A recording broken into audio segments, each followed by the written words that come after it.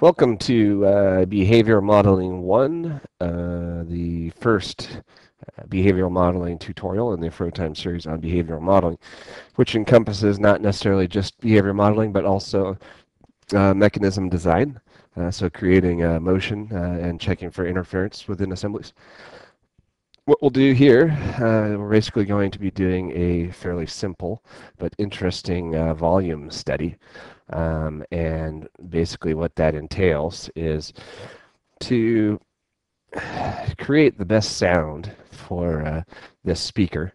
There's a lot of different iterations, or there's a kind of a optimal design where the volume of the inside of this speaker box is 2100 cubic inches.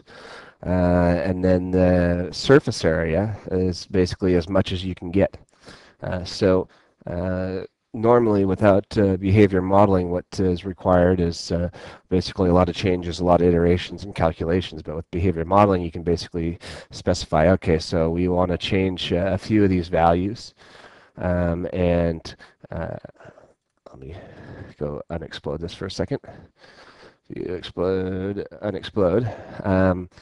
So we might say change, sorry, let me do one more thing here. Let's change our display to wireframe. There we go. Okay, so go ahead and change whatever dimensions we tell you are okay to change, but we need to continue to keep the volume of the inside of this box at 2100 cubic inches, but we want as much surface area as possible.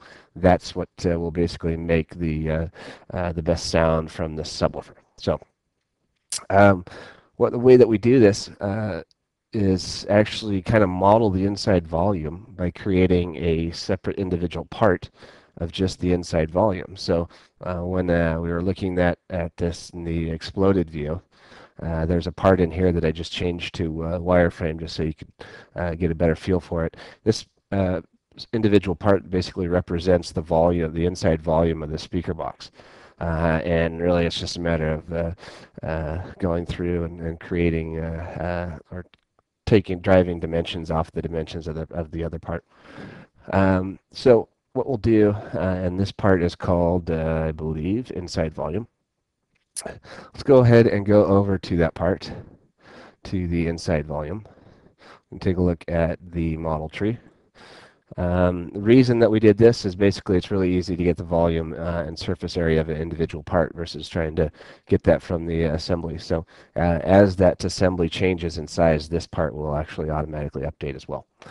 So let's take a look at this overall part here. We've got some various dimensions. Let me see if I've got any parameters set up in here. No other parameters. And then let's take a look at any relations. So we'll see no other relations on this model.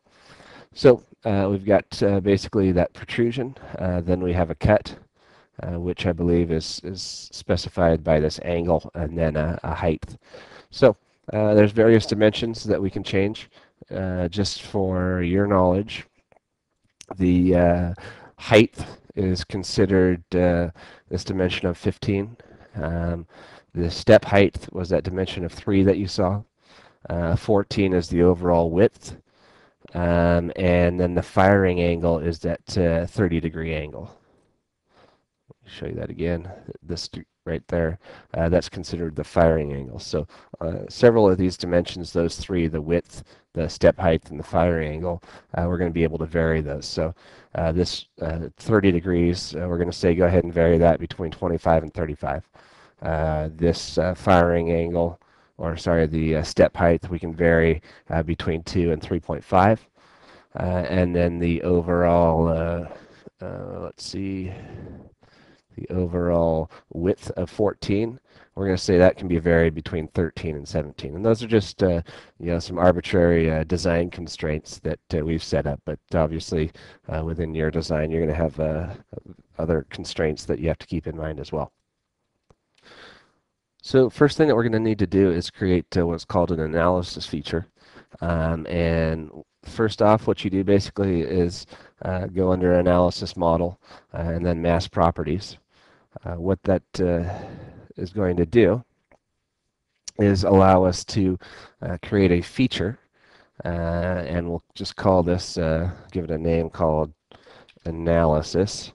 What it's going to do is it's going to create a feature that allows us to utilize the dimensions or the results of this to drive the model. So by creating an analysis feature, we'll be able to start to play off the volume and surface area and whatever's calculated in here. So I can say analysis, create a feature called analysis.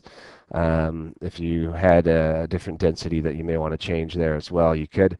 Let me hit the preview button and we'll get all of those various results. So we've got a volume and a surface area.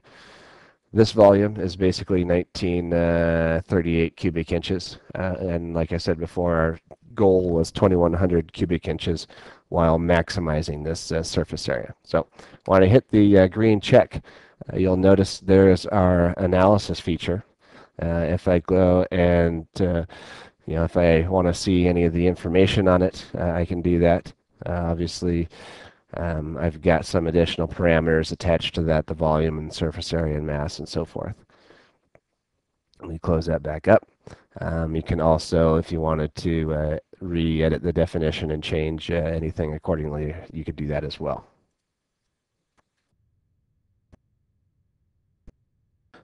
So now that we have an analysis feature, what we may want to do is just check and see if it's even feasible to perform or feasible to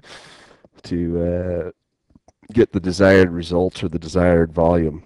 We can go through a bunch of calculations and trials, and who knows, maybe we can't even get 2100 cubic inches. So what we can do, oops, we don't need to do that. What we'll do is run a feasibility study. So feasibility basically will say, yeah, you can achieve the results that you're looking for.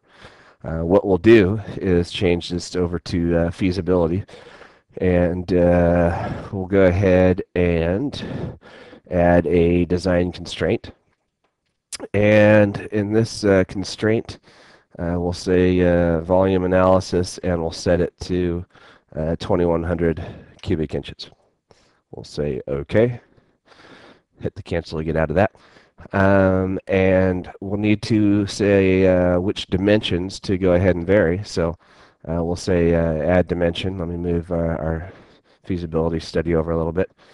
And by clicking on the model, I can change or select the dimensions that I want to vary. So first off, we're going to want to be able to vary this width of 14.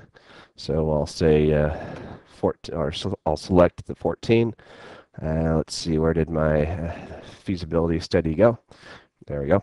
And then from a dimensional value, I'll say I can vary that between a minimum of 13 and a maximum of 17. So next one, we'll go ahead and add another dimension. And what we can do is, let's go ahead and add the angle in here, that firing angle of 30. Select that. And I'll want one more, which is that this height of 3. Let's go ahead and add that in there as well.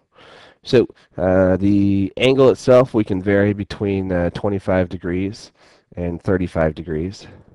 And then that height of 3, we'll go ahead and vary that between 2 and 3.5. So we've got basically, we're telling ProEngineer, okay, you can vary these dimensions between a minimum and maximum value and see if it's even feasible to get that specified volume. So I'll hit compute,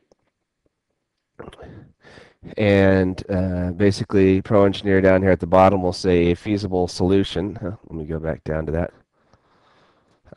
A feasible solution is possible. There you go. A feasible solution has been successfully found. And what it did is it actually changed the dimensions to get a volume of 2100 cubic inches.